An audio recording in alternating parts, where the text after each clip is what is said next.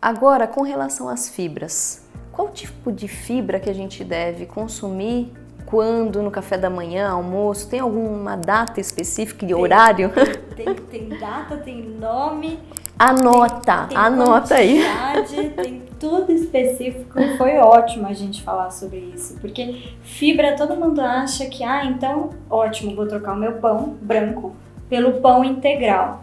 Ok, o pão integral tem algumas fibras, mas a gente não pode esquecer que ele é feito à base de farinha. E a alimentação ideal da paciente com endometriose é que não tenha farinha.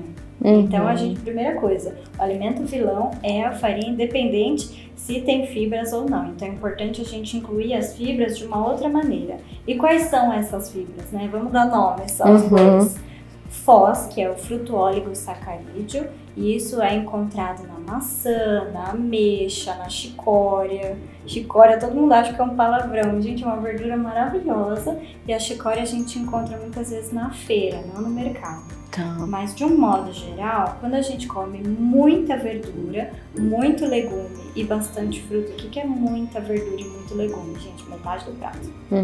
E algumas frutas, a gente pode ter pelo menos de 2 a 5 frutas ao dia, se possível a fruta com a casca, para que a gente tenha essa composição de fruto oligosacarídeo, que a gente apelida de FOS.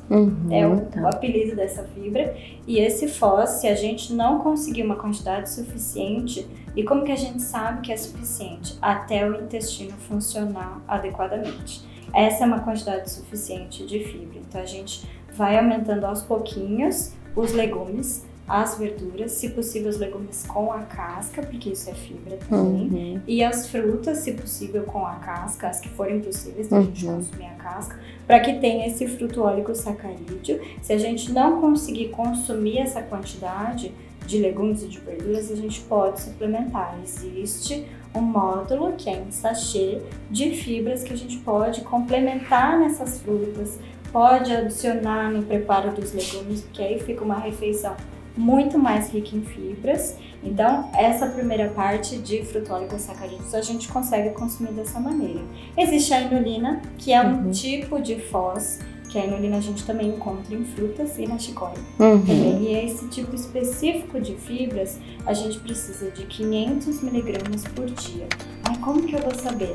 A gente pode suplementar ou a gente pode garantir 500 gramas de verduras ao longo do dia. Gente, não é difícil. 500 gramas é 250 no almoço, 250 no jantar. Para quem vai no quilo e fala, meu prato deu 300 gramas, eu vou comer menos. Se você consome menos peso, pode ser que você esteja consumindo menos fibras. Então, nem sempre o peso do prato, na hora que a gente coloca o prato ali para pesar no buffet, é o mais importante. O mais importante é que ele seja rico em nutrientes, que ele seja colorido, que seja um prato cheio de fibras, para que a gente tenha essas específicas, que é a inulina e o FOS.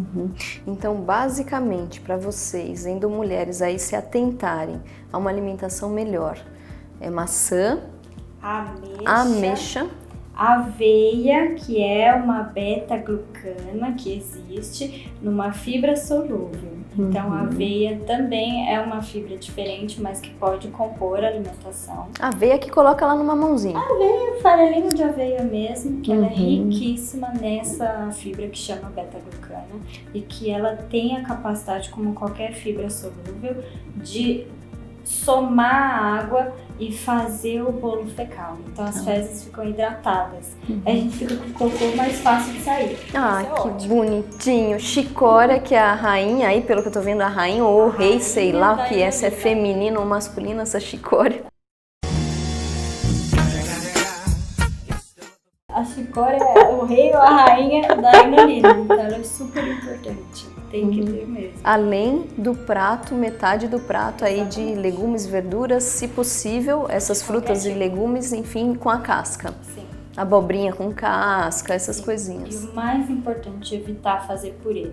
Assim como a gente evita consumir suco, porque no suco a gente quebra no ato seja do liquidificador, né? Quando a gente submete aquele alimento à rotação, ele recebe mais oxigênio, então ele perde os antioxidantes. Isso é é uma coisa péssima, e a gente também perde a fibra, que é quebrada pela hélice do processador. Então a gente não pode, se possível, não deveria, né, ter suco. Então vamos mastigar as frutas e aí sim, no mesmo raciocínio, evitar purê desses legumes.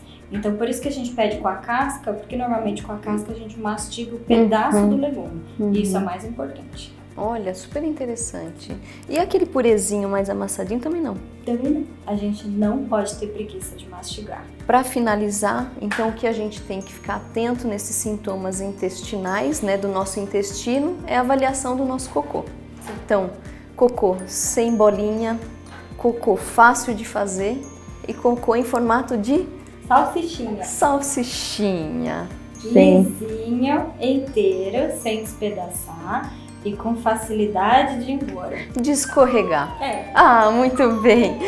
Ana, muito obrigada, Imagina, viu? foi um prazer. E não se esqueçam, a Hannah é responsável pelo setor de nutrição aqui da Endomater. Ela está aberta à avaliação nutricional para orientar vocês, endomulheres, essas portadoras de endometriose, no que comer. Como o seu intestino vai ficar após uma alimentação adequada. E é imprescindível e impressionante, né, Hannah, a mudança que se faz da endometriose, dos sintomas e da própria forma do cocô após a alimentação.